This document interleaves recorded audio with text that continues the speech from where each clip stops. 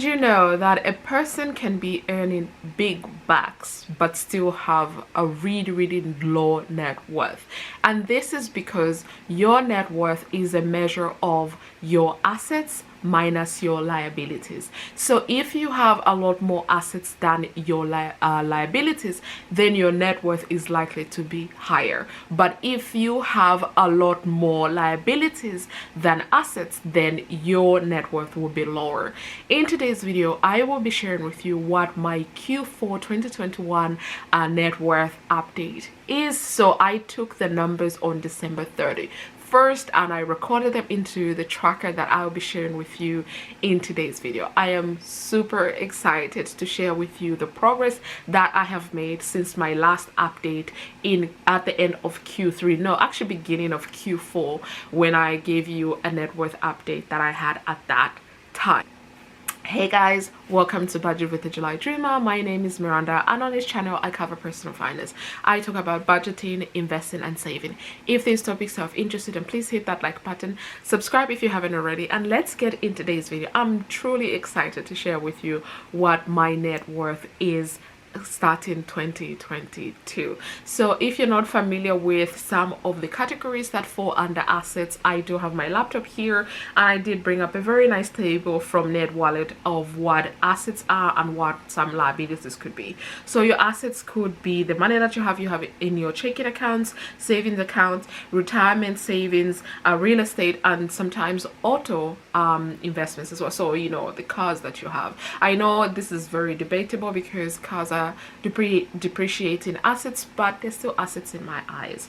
Then for liabilities, so this could be your consumer debts or your credit cards, your loans and what have you, personal loans, student loans, mortgages, auto loans, and any other debts that you have. So whenever you do those calculations, your assets minus your liabilities, that number that you get, that is your net worth. So my net worth at the end of Q3 2021 was 279,152.76 pence. This is what I shared in my Q3 2021 net worth update. So in today's video, I am going to share with you what my net worth is by going through my assets and my liabilities in today's video. So I'll start the screen record and I shrink myself to the corner so we can begin. So you can see with respect to my liabilities, I do track car loan that I had at the beginning of 2021, my credit cards, my mortgages, and other loans. So at the beginning of the year until up to March, I had a car loan, and then I also had credit card debt in that by the time, so not debt in a way that I was carrying a balance, but in that I had debt for a long time, but in that at the time I was taking that snapshot, I had a balance on the account. I hadn't yet cleared it. So this is why I try to be as accurate with myself as I possibly can. If I wanted to, I could have excluded those numbers, but because the time when I was taking that snapshot, I had a balance, which even if I was going to clear it that very day or the next day, I still wrote down what at the time I took that snapshot, what was happening. So if we focus on the last 3 months of December, I'm sorry, the last 3 months of the year, in October I carried 600 pounds debt on credit card 1 and also 700 pounds on credit card 2. And if you'd watch my budgeting videos for November, you would know it's because I had to pay 700 pounds for emergency dental surgery that I had, and then the 600 pounds went to the travels that I'd planned for the month of November. And then my balance for my first mortgage for my home was 214,662.47 pence. Then for my rental property, it was 142,500. In November, no credit card, or December, there was no credit card debt being carried over. So November, my mortgage was at 214,515.27 pence. My rental property mortgage stays the same because I have an interest only mortgage, so that balance doesn't really decrease unless I pay it off completely, or I change the mortgage from interest only to repayment. Then December I ended at 213,800 for my my main house mortgage. So which means December my liabilities cost 356,300 pounds. That's how much I had in liabilities. Then when we go to my assets, so I include my car, my house, you know, my second house, which is my rental property, my emergency fund, travel fund, sinking fund, other savings, my investments in my ISA, in my general investments account, my 2 private pensions. So I track everything. So if we start with the car, so the car in December was actually going for 11,830, which surprised me, but again, I have seen second-hand car values literally going up over the last couple of months. Then my home has value.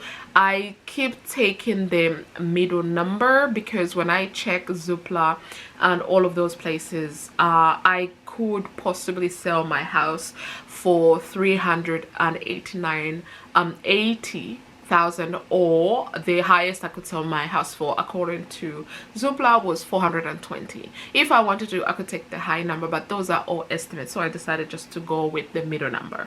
Same thing with my rental property.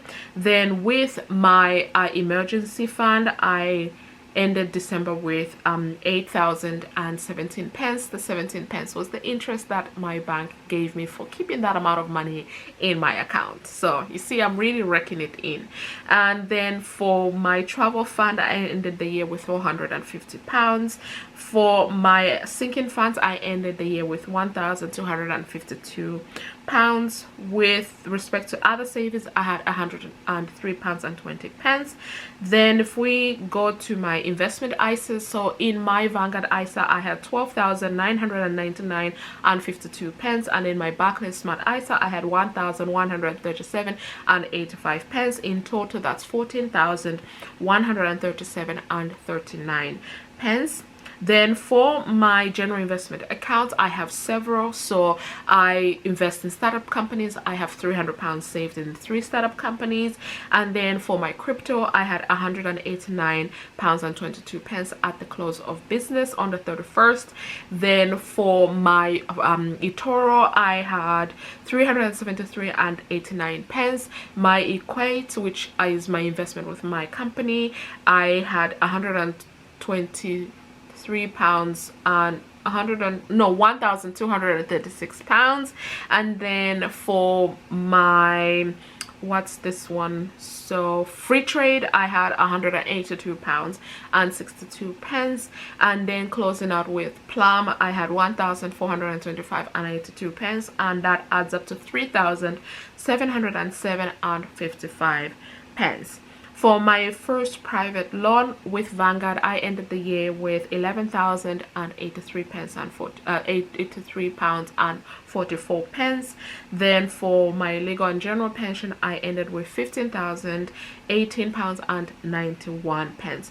So with respect to my assets, drum roll please, I have 645,282 and 66 pence in assets. I am over the 500,000, and I've consistently kept that overage in 2021, and I think that went up back in June, and I'm really happy about this. I would like to reach 1 million in assets in the next 5 years. That 5 years started on the 1st of January, so the countdown has started. I think I'm going to reach that in less than 5 years, but I've given myself a target of 5 years. So if we go down to the bottom, we will see on the left hand side where I actually track what my net worth has been throughout the year. So I am ending 2021, I should say I ended 2021 with a net worth of 288,982 and 66 pence, which is a difference of 4,182 and 28 pence from the prior month. So I ended Q3 I ended that, which is ended September, with 279,152 and 76 pence. Yes, that is correct. I am super duper happy with this. I'm going to reach 300k in my assets, in my net worth, in the next couple of months, and I would like to achieve that in Q1 of 2022. Hopefully I'm able to do that, but I'm working hard to achieve that. I am tracking here. I love visuals, so I have my little tracker here where I am seeing the trend go up, which is great. And then on the right hand side, I do have my emergency fund, which I track, and then I also track my investments, so both my ISAs and my general investment account. So yes, that is it, people. I actually have a net worth of 288,982 and 66 pence. And breathe. So yes, that is my net worth. I'm really happy about this. I am happy with the progress that I am making, and I'm going to continue on this financial journey. My plan is to retire early. I would like to retire when I am semi-retired, when I am 40, so that is in the next 5 years.